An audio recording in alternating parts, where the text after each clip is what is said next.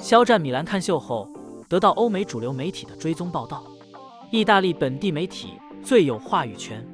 首先，大秀结束后，肖战的身影就出现在意大利的电视台。电视节目里是称肖战是来自亚洲的巨星，说他在品牌活动期间坐在了第一排，国际影响力 Max。其次，意大利的主流媒体用轰动来形容肖战在米兰时装周上的亮相。肖战从起飞到落地米兰，整个行程都获得全球媒体的极大关注，上遍了各国的热搜趋势榜。由于肖战的个人影响力太过强大，高奢世家对他也是宠爱有加，秀场内外都给予了他很高的礼遇和优待。当地媒体也注意到了肖战的海峡应援团，并且这样描述该场景：时装秀门口，很多人拿着横幅等他。总而言之，通过米兰时装周，肖战在意大利甚至是整个欧美的知名度进一步扩张。肖战在米兰秀场享受了非同凡响的礼遇。对于华语文化圈来说，肖战的米兰之行是一次突破，盛满了荣誉和光芒。米兰大秀当天，男明星热度指数榜上，肖战的热度指数高达200多万，而紧随肖战的另外一位艺人仅有40多万。肖战断层是第一也算司空见惯了，但如此大的差距，多少还是让人啧啧称奇。米兰时装周上的肖战到底有多出圈呢？有海外男模的妻子回答了肖战的这个位置是什么水平的提问。他这样写道：一直觉得内娱艺人只是通告厉害，但是看到一些照片和视频，他好像不是吹得很厉害。不过这个位置配置会不会有些夸张啊？如果真的是坐在那里看完整场秀，那么放在任何外语板块都是头条的程度。但是还是要说他真的很厉害。这位模特之妻说的挺中肯，内娱向来流行吊打、艳压等绝顶的形容词，往往都是王婆卖瓜，自卖自夸。但事实是，从来没有谁能坐在大秀首排 C 位看完整场秀，没有谁被外媒用到轰动一词。肖战火不火，外媒的报道最有说服力。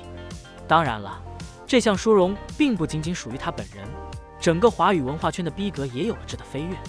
米兰时装周大秀结束，余热未果。按照时差，已经是第2天的国内，开始疯狂的扒肖战此次参加米兰2场大秀的所有细节、穿搭、座位、身旁的嘉宾、求证海外的影响力等等等等。除了肖战，意大利电视台点名道性的报道。正当大家以为就此结束，又传来肖战探店的消息，热度返场，再次开爆。Tots 的 CEO 和代言人一起在线下店铺参观，传来的多个视角的现场，门口被热情的粉丝围住，人多的看不到头，这人气，只能说肖战的粉丝在世界无处不在。在保镖的保护下，依旧能招手回应粉丝，一个小小举动又暖了海外粉丝的心。然而，不少人吐槽肖战在大秀上穿的2套造型不好。Tots 一身造型明明是温文儒雅，却被黑子说其像是老干部，平淡的一点都不像是参加时装周的。Gucci 则是一身明亮的橙色西装搭配阔腿裤，一套下来明明是英俊潇洒倜傥，却被黑子吐槽偷工减料的背心像是买一送一附赠品，真是无了个大雨。就不说肖战这2套造型是品牌专门提供的超级，一个沉稳犹如他饰演的石影大神官，清冷却不孤高；一个热烈犹如刚刚杀青的圣阳，有着无限生命力。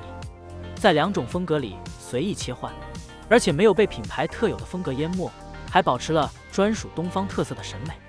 实时围观了肖战此次米兰大秀，很多报道的评论区中都能看到网友说肖战太给中国人长脸了。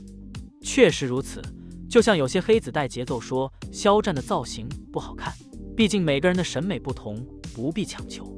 肖战这次米兰之行所创造的影响，足以撼动中国奢圈的格局，让奢牌看到新的思路。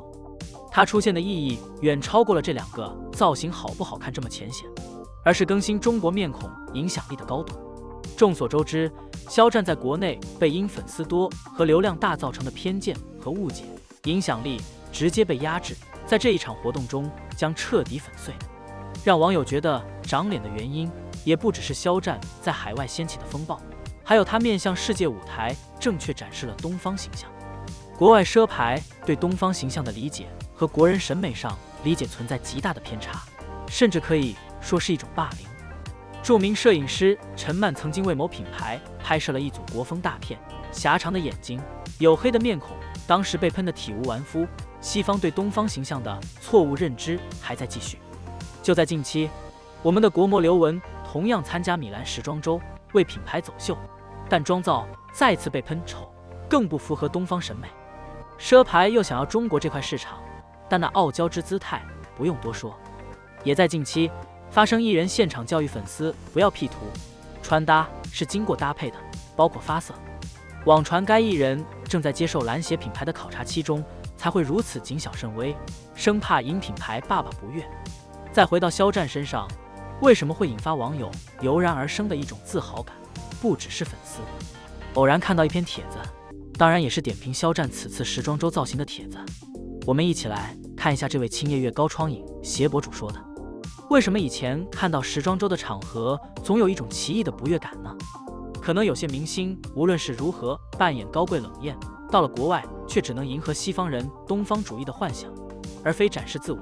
明明在国内摆着大明星的架子，光鲜亮丽颐指气使，去了国外却无人问津，遇到社交场合因为语言障碍或者文化障碍尴尬的手足无措，或者担心露怯不发一言，其实反映的是内在与外在的错配，终究是摧眉折腰低人一等。时尚界看似是最注重外表的行业，美丽的脸蛋与身材永远是直击心灵的武器，但实际上是最能反映西方文化的浓缩。中国人作为外来者，如果内在不能丰盈充沛，如果不能因为文化自信而积淀为独有的东方气质，如果不能跨过语言门槛自如交流表达，很容易被西方的文化压垮。肖战昨天的2套造型，他通过自己百变的气质，各自抽取了不同的特质，形成了以我为主的风格。前者显得温文儒雅老前锋，后者显得风流倜傥潇洒写意，并不被品牌的文化积淀所压制，又能突出个人的魅力和东方的神韵，确实是实现了他与品牌的融合共生。这不是臣服于品牌的强势塑造，而是对品牌进行再创造。此外，在名流荟萃的场合里，始终能做到泰然自若、从容淡定，既不过分谦卑，又不嚣张跋扈。这种平视西方的姿态，确实是当代国势强盛与文化自信的写照。软实力的落后，有这样从容的平视，确实显得弥足珍贵。希望我们这一代人都能有平视西方的姿态和力量。不少网友评论赞同博主说法，确实是这样。肖战保留的和坚持的，不正是我们东方所特有的吗？最基本的黑头、发黑眼珠、黄皮肤。回顾曾经在海外红毯一战成名且带有东方特色的巩俐等艺人，不都是这样吗？肖战一个被内娱疯狂压制，能在海外引起这么大的影响。米兰一战在微博创造出70亿阅读，海外一天登3次市区，让坐在身旁的 CEO 成为热门搜索人物。这些足以让海外的奢牌们看到真正的东方审美到底是什么样。因为鲜少拍杂志的肖战被误解是时尚资源不行，这次海外媒体丝毫不吝啬对肖战的赞美。据不完全统计，已经登上了超50个时尚媒体的报告，皆是主版头条。这其中有5版 Vogue、Elle、GQ、InStyle、G 社、美联社等时尚媒体。